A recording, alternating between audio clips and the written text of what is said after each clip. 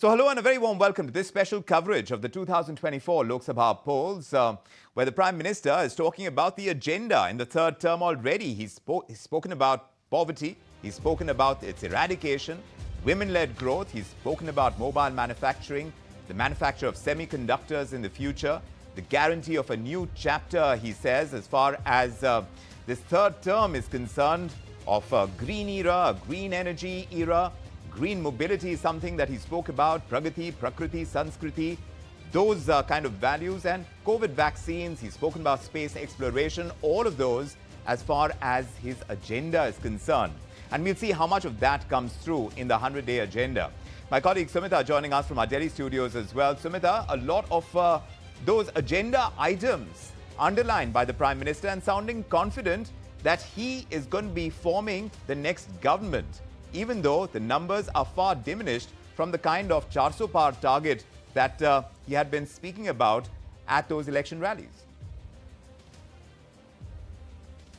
Yes, in fact, Vikram, that is the big question on who ultimately ends up forming the government. As of now, it looks like it is going to be the BJP. But just a short while back, if you remember, Rahul Gandhi, along with the other senior leadership of the Congress party, had also stated that they will have a chat with the alliance partners, their alliance partners, and then they will perhaps decide and how they will proceed with that, staking a claim for a government formation. But very, very interesting speech by the Prime Minister, Vikram, like you were mentioning. He spoke about an Atmanirbhar Bharat. He spoke about taking out 25 crore people out of poverty. And he says that the government is not going to stop here just yet, because they are going to be looking at becoming even bigger.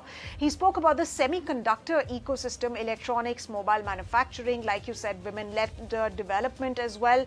And he also hinted at some big decisions. He said that we all need to be united, all of the parties, and everybody needs to work together, and we need to take some big decisions so India can leap forward. So that, in fact, will be very, very interesting to watch on the kind of decisions that this government really takes. We've been speaking with experts, market experts, political analysts on what could possibly be expected from the new government in terms of their capex plan, in terms of the policy push, which sectors will get that kind of a push.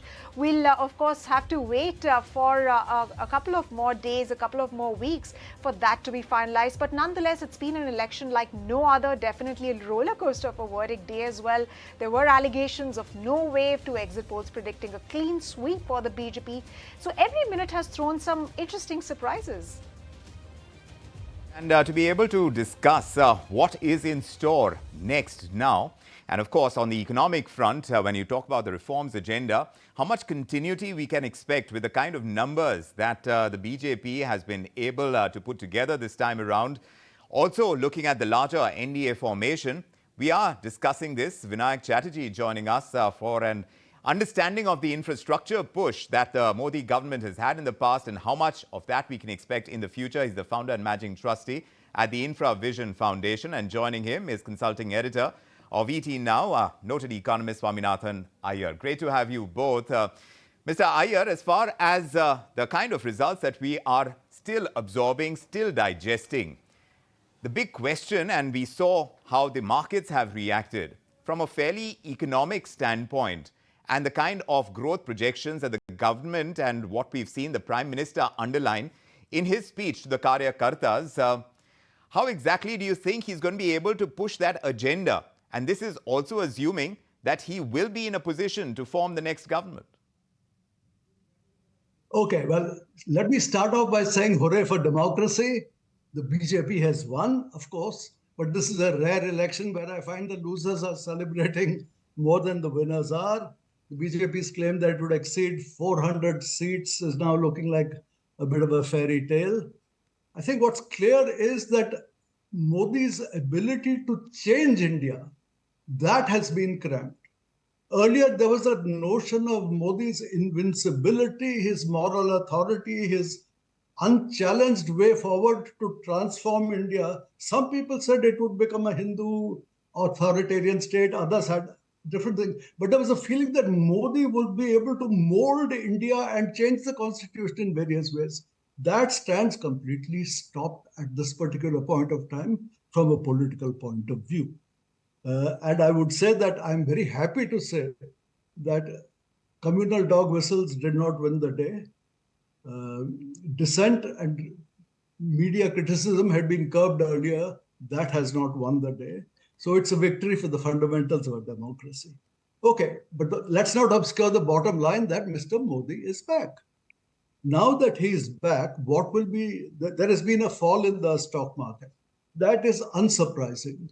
I mean, given the expectations that he might do really fantastically well, the current outcome is that Mr. Modi is no longer in power on his own. He is resting on two crutches, one called the Chandrababu Naidu and the other called Nitish Kumar. And he will have to take them along on his own. He is far short of a majority on his own. And so I think he will go cautiously. At the same time, if you listen to both the manifesto and his speech, basically he is making a reprise of all the great things that he has done in the last 5 years. And he's more or less saying, I'm going to give you much more of the same kind of thing on a larger scale, on a bigger canvas maybe. But fundamentally, it is about continuity. It is not about radical change. And as long as it is continuity, I think the markets will come back.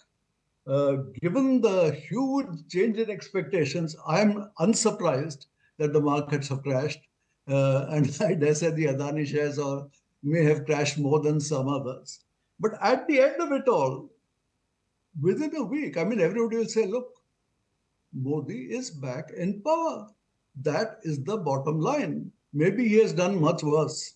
Maybe he will have less scope to change the constitution. His moral authority is reduced. But can he carry on with the economic program that his manifesto program laid out, which was mainly continuity? I see no difficulty in his continuing with that. So what will continue? Atmanirbhar will continue, productivity-linked incentive, sanctions against China, protectionism. These trends will continue. He has talked about getting into semiconductors on a large scale. That has been his aim for quite some time. I'm sure he'll go forward. Chip plants are coming up. He has talked about the success in telecom. Yes, it's a limited success so far. The fact of the matter is that if you look at this productivity-linked insurance, it came up with a budget of $26 billion, of which only $1 billion has been disbursed so far, mainly to that telecom sector. So at this point of time, it would be a little difficult to claim that this is a big success. But it has moved a certain number of steps forward, and I do not expect any major change on the economic policy one way or the other. And I imagine with 20,000 crores per month being pumped in from the SIPs, Right. I think the markets will recover. I think the markets will go up again. When you see that GDP growth in the last financial year, 8.2%, GVA growth 7.2%, which is a better indicator. But really, in difficult conditions, overall, the Indian economy has done rather well. And if it continues along the same course, I think there is every reason for the market froth to come back.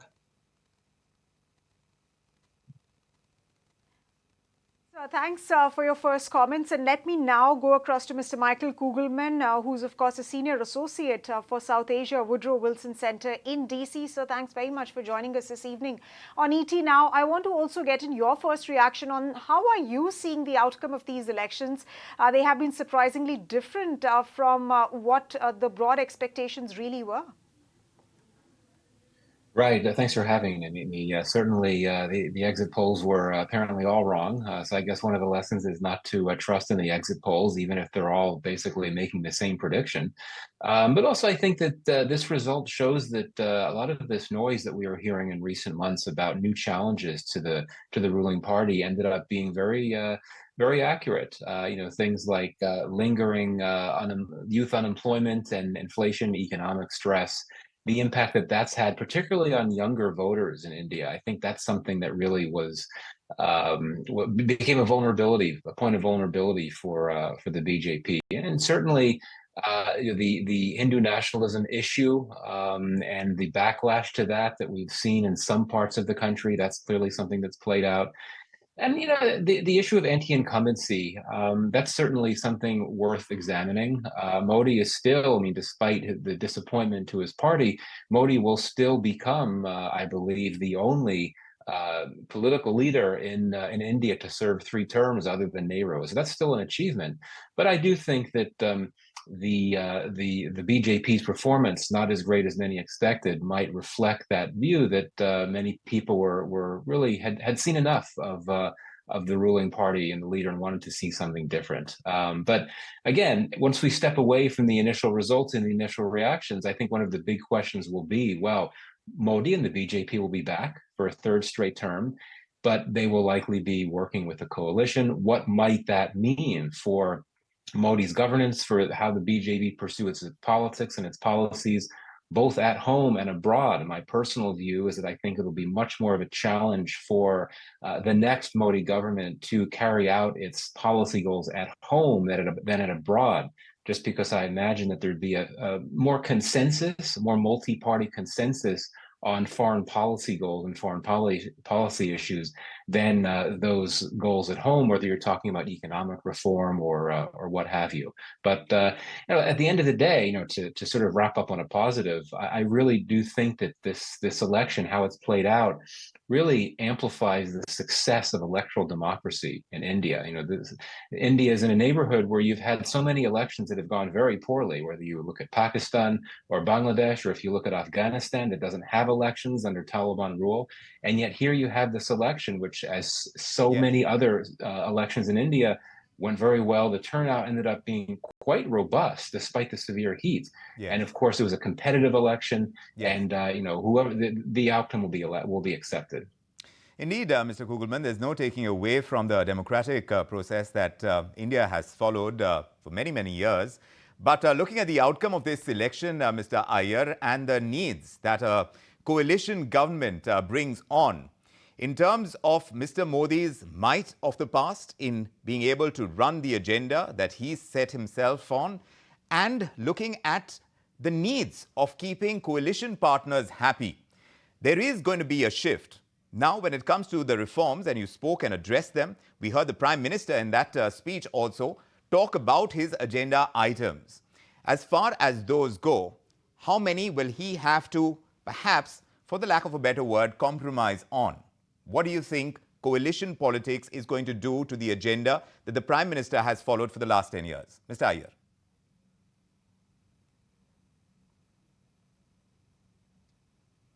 Mr. Iyer, that question for you. Me? Mr. Iyer, that question was for you. Did you get my question? Yes. Yes.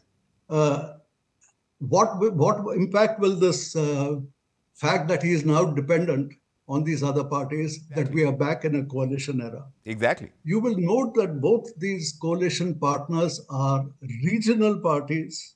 They have no particular stake in foreign policy. They have no particular stake in international matters.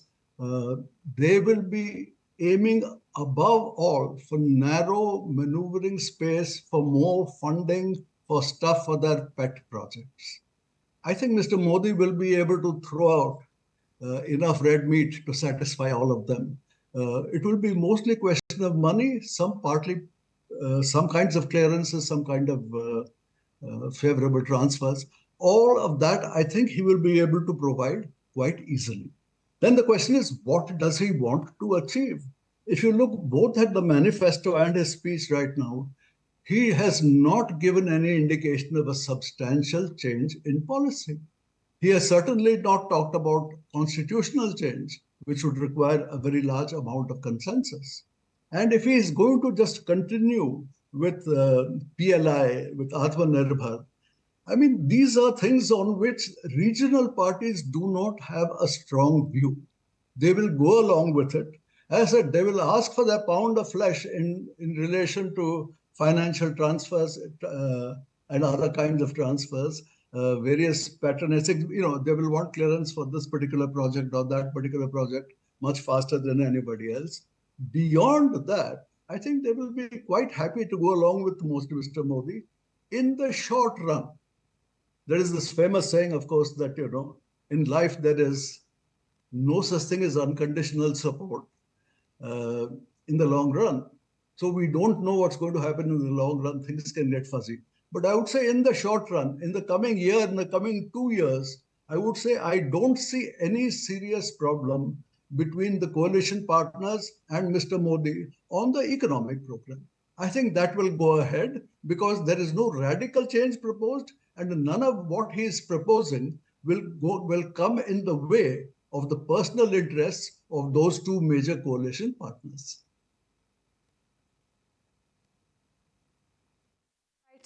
Thanks, sir, for your thoughts. We'll stay on with you. Meanwhile, thank you very much, Mr. Michael Kugelman, for joining us, even though for a short while. And we do hope to have you back on the channel for a longish chat. At this moment, let me go across to my colleague Sumit Chaturvedi, who's joining us from the BJP headquarters in New Delhi. Sumit, so tell us what's really happening on the ground. The Prime Minister, along with the BJP President JP Nadda and, of course, Union Home Minister, the outgoing Union Home Minister Amit Shah, were also there on the dais with him. They spoke about the vision that they have for the country going forward. They also touched briefly upon the vision of Viksit Bharat 2047. And also, tomorrow looks to be packed as well, considering that both the BJP and the Congress are likely to present their claim to form the government. Meanwhile, you also have a whole host of meetings lined up, the cabinet lined up for tomorrow.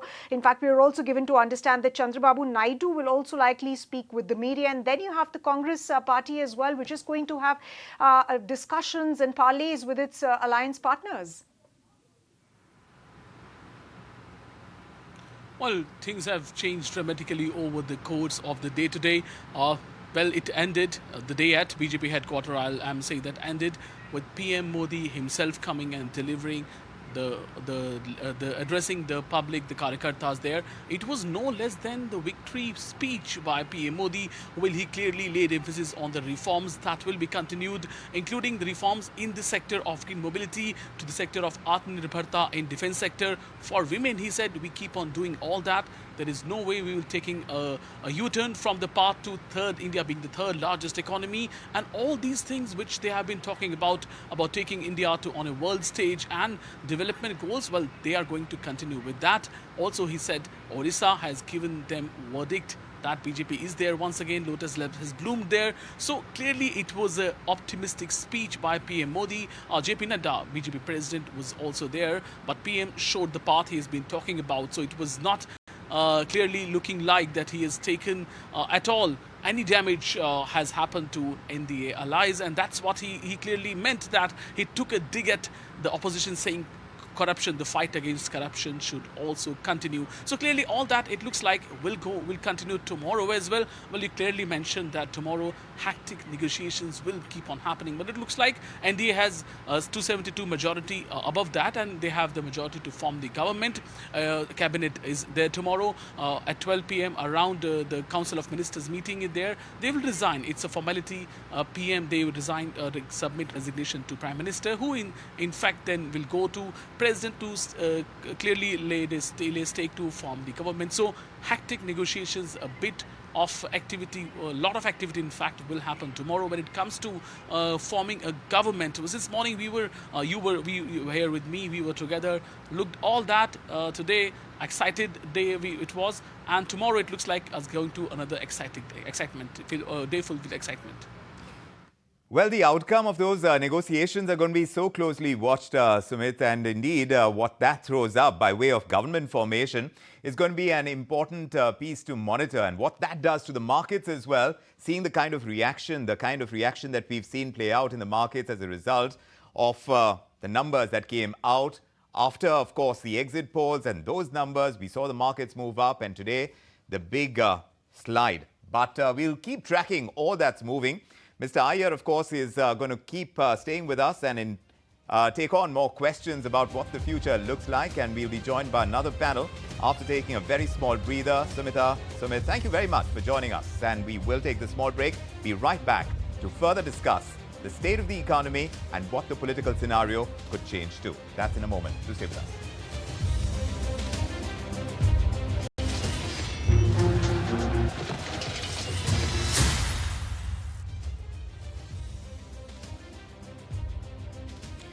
It's about Battleground 2024, and the verdict is still out there. As far as government formation is concerned, how exactly is that scenario likely to play out from this point onwards?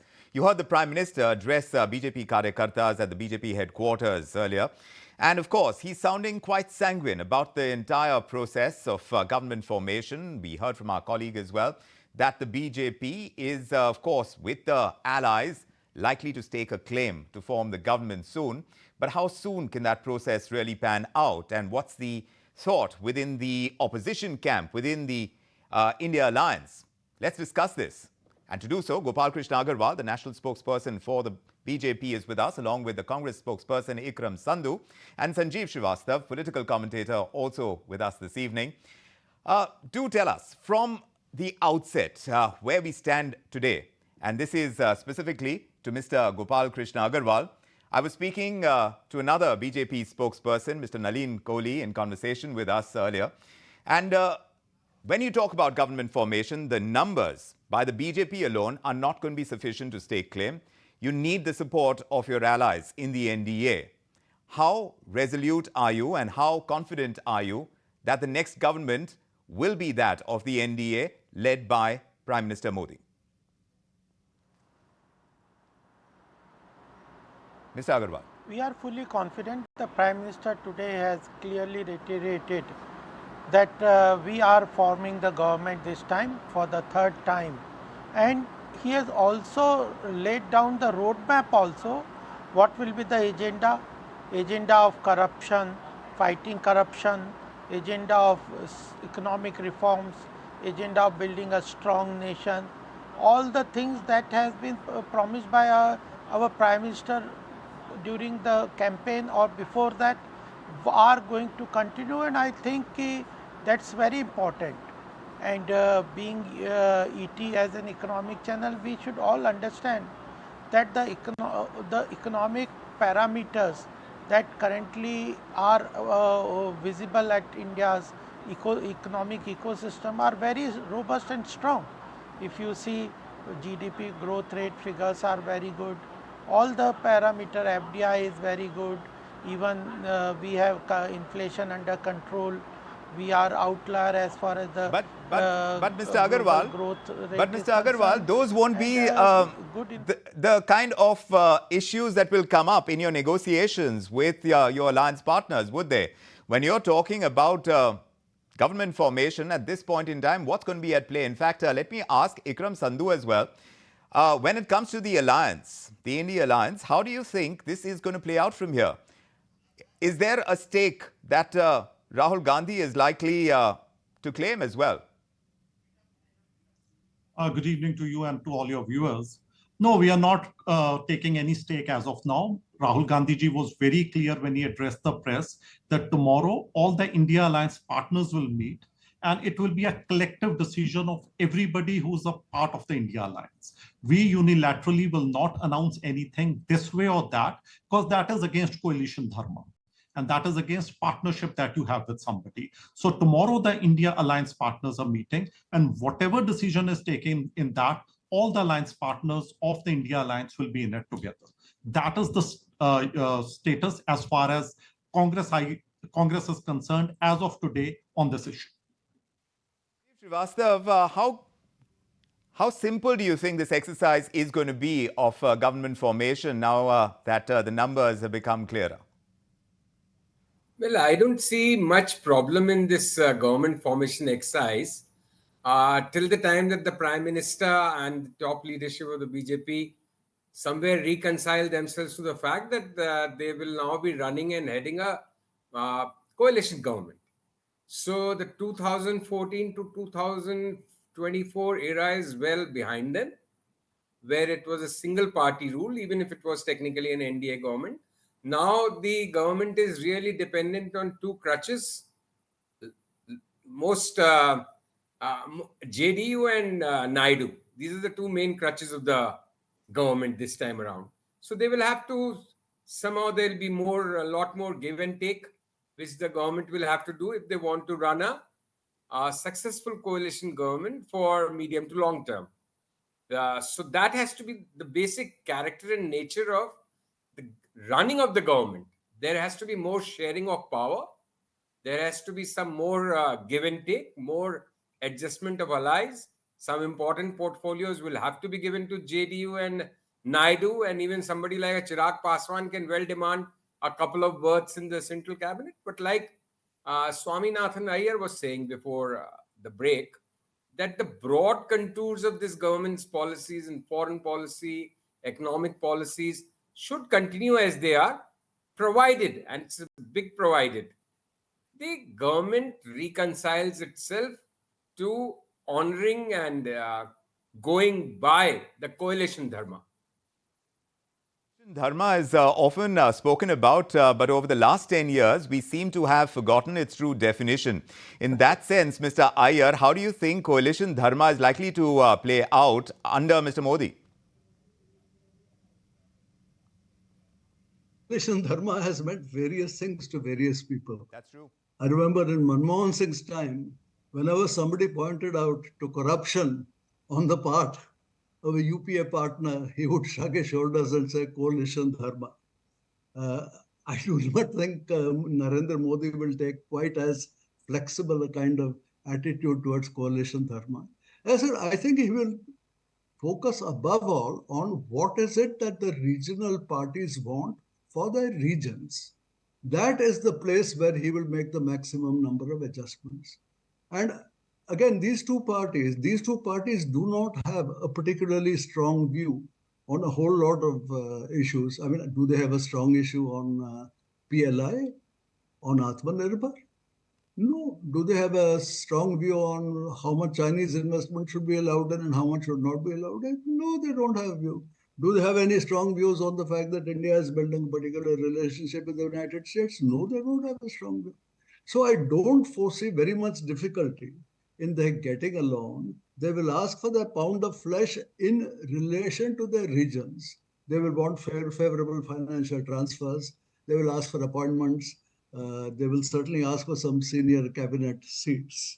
And Mr. Modi perhaps may not be able to be too strict about what those gentlemen will do while in office.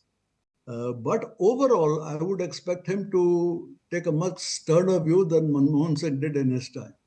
Manmohan Singh's time, I mean, really the entire coalition got a reputation for terrible corruption. I do not think Mr. Modi will allow that to happen. In fact, he mentioned uprooting corruption, and that was part of that speech that he made in just a few moments ago. Mr. Agarwal, how flexible do you think Mr. Modi is going to be this time around in being able to accommodate whatever the NDA partners, especially Mr. Naidu, asks for?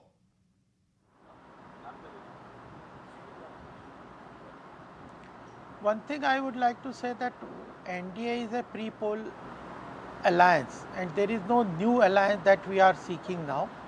We have got the majority with the pre-poll alliance, and the important thing is that what people are questioning about Bihar and Andhra Pradesh, the two important part of the NDA, they are already, Nitish Kumar ji is the Chief Minister of Bihar, which is already running the government, and BJP is in coalition with them. At the center, we were at the center and he was at the state, so that relation continues. And even for Chandrababu Naidu ji, TDP, he is going to form a state government and his stake is more at the Andhra Pradesh. So what I think is that the state governments have realized continuously that if there is a government at the center and you align with them, the state government, that is better for the state government. So that alliance is going to stay, and I don't think there will be much more conflict on that with regard to issues of development, other things. Already the state governments are being provided for their whatever requirements are. There cannot be an additional or anything more negotiation on that part. Yes. If there are something about the birth in the cabinet, I think that is already would have been very well negotiated when the alliance was built up. So, Yes, indeed, but not with the kind of interest numbers that you want to NDA address whole the alliance with. Now that the meeting and the negotiations will start, Sanjeev, you mentioned these two as crutches. You said JDU and Nitish Kumar and Mr. Naidu are going to be the essential crutches. How exactly did you mean? How is this likely to play out? Clearly, this verdict that we are looking at and addressing today, one cannot take away from the fact that the BJP has been surprised by it. In your assessment, what would you put it down to, especially what is being talked about, the difference in the kind of urban vote we've seen as opposed to the rural vote, and perhaps one of the reasons could be that? So I think, Vikram, why this result has come as it is now, we see the numbers. That's something which will take a while before you interpret it, analyze it. I'll come back to the coalition thing. I think both Swami and Mr. Agarwal are taking, while they're right, while Swami is right that they don't have any foreign policy issues, the two coalition partners, Naidu and Nitish, they don't have a broad disagreement on economy and where India is headed. But to expect them just to be confined and remain satisfied with whatever is given for their respective states is also underestimating the nature of the current mathematics in the parliament. They are not just two crutches. These are the crutches without which the government cannot run. It will fall. And I'm sure what Naidu and Nitish may not have figured out earlier while entering into an alliance has now come true, that these crutches can very well become albatross around the neck of the government. So how Mr. Modi actually manages, see, he has to reconcile to his new role. Correct. Wherein he will not be the supreme master of everything he sees around him. There has to be more sharing of power. Right. You know, in the previous two governments, the ministers were virtually powerless. Correct. So everything was directed by PMO. All those things, we'll have to wait and see really. So it will the be pressure on Mr. foolhardy Modi, to jump to any conclusion. fair enough. This way or that. Right. But the whole dynamics which has now been thrown up post these numbers also throw up interesting possibilities and challenges for the government. Certainly. So the pressure would be within and without. As far as Mr. Modi is concerned, running this government, an opposition which has the kind of numbers that it does this time around in Parliament, and I want to take this across to Mr. Sandhu as well. How do you see the opposition's role this time in terms of the kind of reforms, policies that the Modi government of the last 10 years has been following? As far as the India alliance is concerned, they have an agenda as well. Some of it may clash with what Mr. Modi is penciling out. He has reiterated some of the items on his agenda, which is nothing new. It has been there. But which are the ones that are non-negotiables where this opposition alliance is concerned? Mr. Sandhu. Yes. See, there are a couple of things that we have to consider in this. One, the kind of run that Mr. Modi has had in the last 10 years. That's bye-bye to that. You know, you can't have that unbridled run where it's me or the highway. That kind of attitude will not run anymore. That is what Mr. Modi had. He cannot at 8 p.m. in the evening decide that I'm going to demonetize 86% of the currency without taking into consideration what the allies thinks. He cannot announce a lockdown at 8 p.m., which will start at 12 midnight without taking into consideration what the allies think about. So that is passé. That me and myself government that had been running for the last 10 years will be gone if Mr. Modi comes back for the third term with the support of Mr. Naidu and Mr. Nitish Kumar. As far as India Alliance is concerned, we are very clear about it. We have laid down what we want. We have laid down the conditions that we want to be improved for not only the farmers, the women folk, the workers, everybody, and we will see to it that that is done whether we are in office or we are not in office. And a final word, what Mr. Modi did was ramrodding through legislation by suspending 146 MPs and for 3 farm laws without any discussion. That is also passé now. If any new legislation has to come into parliament, it will be discussed. It will be discussed threadbare, and only when every MP has had a say will a legislation come in. Half-baked measures which have really depilated our country in the last 10 years will not fly anymore. Now you'll have to think of a legislation, think of the pros and cons, and only after everything is settled will a new legislation come out. We will not have that you act in haste and then repent in leisure. That is something which will not happen now, which was what was happening for the last 10 years. Mr. Iyer, in terms of lawmaking in the future, legislation, how difficult an exercise do you imagine in the parliament that we are going to see this time? Well, Parliament will be much more noisy. Parliament will not be as submissive. You will not have a situation where the opposition walks out and then everything else goes on perfectly happily in their absence. So we will be back to some of the raucous parliamentary scenes that we have seen with coalition governments in the past. But at the end of it all, as I said, let's be clear that Mr. Modi is there. He has won. The victory margin may be not what he had expected. It may be far lower. He is on two crutches. Nevertheless, he is in power. And, whatever is the bargaining power of Mr. Nitish Kumar or Mr.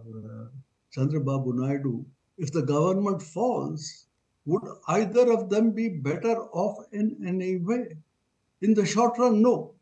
In the long run, God knows what happens. The long run is fuzzy and there can be all kinds of changes. But in the short run, I do not see anybody rocking the boat. Nobody wants to have another election. Most certainly not.